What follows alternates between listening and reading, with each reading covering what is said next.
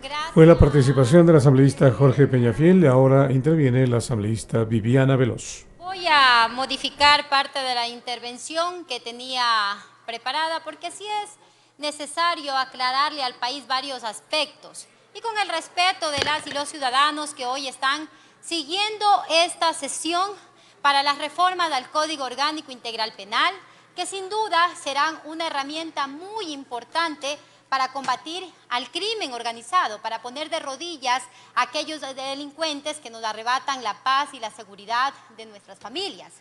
Pero aquí el carnavalazo no son estas reformas al COVID. El carnavalazo es lo que hicieron el viernes de la sesión anterior. El carnavalazo es aquellos que votaron en contra del incremento del IVA y posteriormente, cuando se trató el veto, votaron en contra o en abstención de la ratificación para que no entre en vigencia el IVA.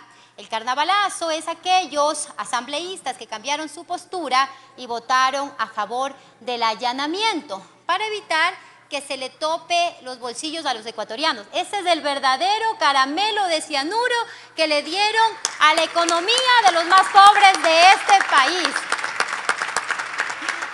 Por eso el país nunca va a olvidar a aquellos que les metieron la mano en el bolsillo, incluso votaron en contra de los impuestos de la contribución especial a los banqueros, a los poderosos, a los que más tienen en este país. Ahora bien, no se han referido a lo importante de la ley, que es el aumento de penas, que es la eliminación de beneficios penitenciarios y que estas reformas venían tratándose en la Comisión de Justicia hace 2 años atrás. Dicen que les han engañado. ¡Qué mentira! Es una mentira burda. Porque el informe, les recuerdo, para que conozcan los ciudadanos en contexto, es remitido previo a la convocatoria. Es por ello que tuvieron más de 5 días para revisar cada una de las reformas y hoy venirlas a tratar aquí en el Pleno, en el que se reciben los aportes y las observaciones correspondientes.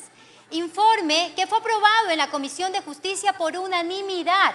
Informe que fue remitido a los 10 legisladores con 24 horas de anticipación para que también tengan conocimiento y que se recibió las comparecencias para nutrir el informe de representantes de la Corte Nacional de Justicia, de la Fiscalía General del Estado, de la Defensoría Pública, la Defensoría del Pueblo, jueces de menores infractores, la UNICEF, la presidenta de la Comisión de Niñez y Adolescencia, de expertos, de académicos que sí conocen de materia penal, que enriquecieron este debate y que esas observaciones y estos aportes fueron incorporados dentro de este proyecto de reformas que recogió 39 proyectos presentados en el periodo anterior y 4 proyectos presentados en el actual periodo. Deberían enfocarse en eso, en que se está aumentando las penas y se está eliminando estos beneficios penitenciarios.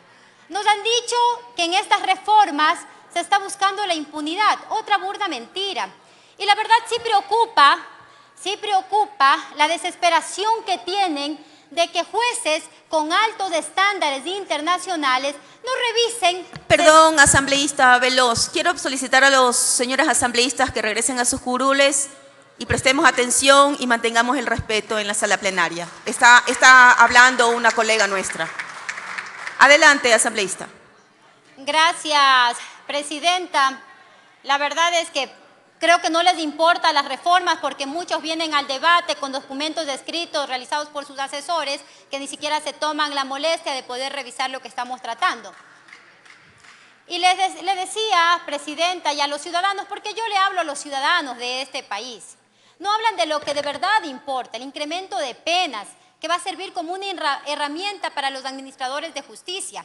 Pero también hablaba, porque no iba a referirme sobre el recurso de revisión, de la desesperación tan procaz que tiene un sector político que junto con sus líderes destruyeron al país en el gobierno de Lenín Moreno y que allí hubo presión de ese gobierno para que jueces actúen a la carta.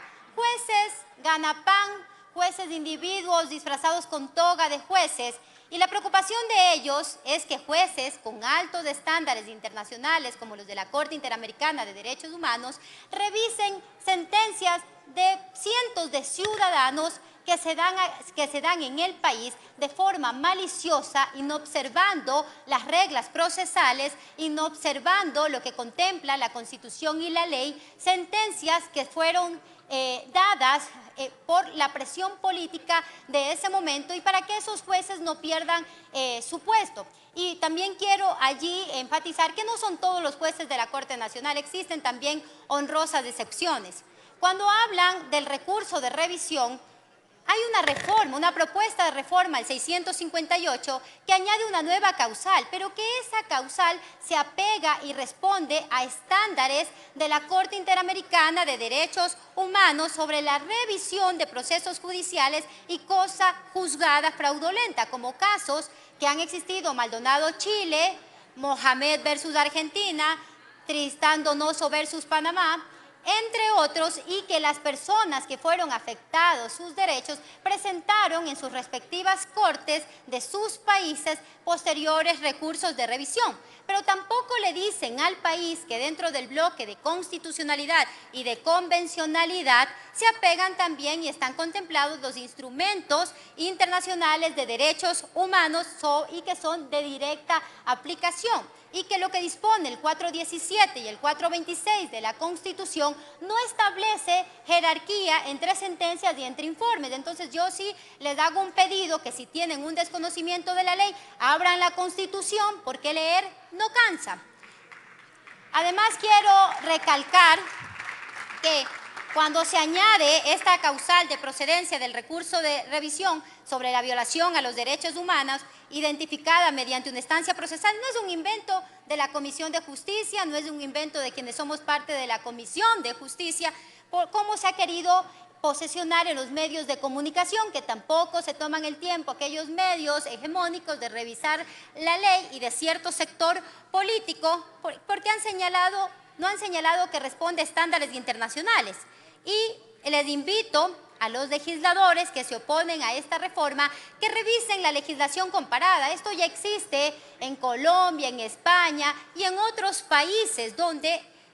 ¿Qué dice la ley de Colombia? No nos vayamos muy lejos. Vamos a abran el Código de Procedimiento Penal colombiano en su artículo 192, numeral 4.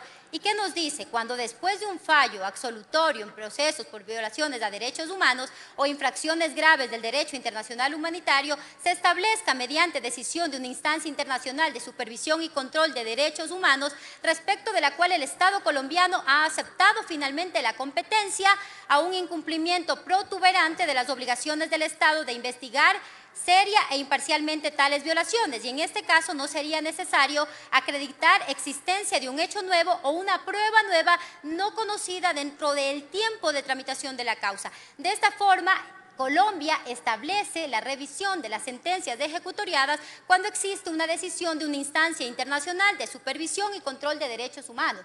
Ahora bien, una nueva causal al recurso de revisión tampoco cambia las reglas del procedimiento que están establecidas en el artículo 659 del Código Orgánico Integral Penal, porque se presentaría un recurso de revisión y en quienes queda o en quienes recae la calificación de admisibilidad, en manos de los jueces de la Corte Nacional de Justicia, en los que, dicho sea de paso, y yo me hago cargo de lo que digo, no creo y no confío de manera personal, porque muchas veces no sentencian en derecho, sino por presiones políticas. No ha cambiado las reglas del procedimiento, no se está modificando estas reglas de la presentación del recurso de revisión, por lo tanto es totalmente falaz lo que acaban de mencionar, porque es precisamente en los jueces de la Corte Nacional de Justicia en los que recaerá si dan paso o no, o si dan la admisibilidad o sentencian nuevamente a favor o en contra después de presentar dicho recurso, lo cual ya existe en este momento en el país. Y cuando dicen que se busca impunidad, también le están engañando a las y los ciudadanos de este país,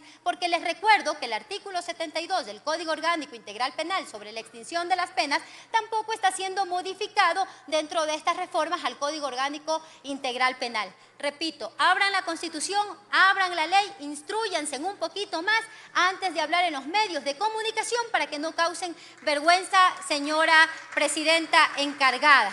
Pero sí háblele al país de lo que verdaderamente importa, las reformas, el aumento de las penas que se han presentado, lo que los ciudadanos quieren en este momento. ¿Qué tienen estas reformas?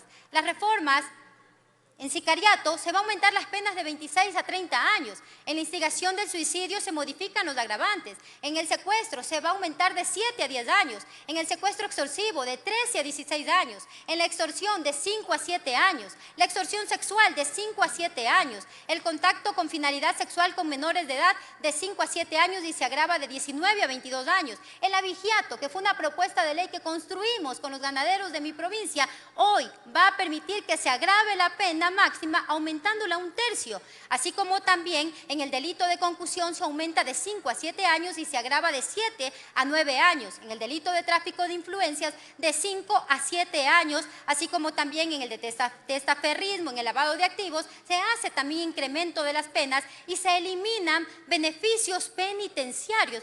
La verdad, si hoy votan por el archivo de estas reformas, estarían dejando en impunidad a los verdaderos delincuentes que le han arrebatado la paz a los ciudadanos y a las familias de este país, porque estamos a través de estas propuestas buscando que se le elimine los beneficios penitenciarios para que no se puedan acoger estos criminales al régimen semiabierto o a la suspensión condicional de la pena en delitos como secuestro, secuestro extorsivo, delitos contra la integridad sexual, extorsión, tráfico ilícito de sustancias catalogadas sujetas a fiscalización, organización o financiamiento de la producción de sustancias catalogadas sujetas a fiscalización, financiamiento del terrorismo y reclutamiento de niñas, niños y adolescentes.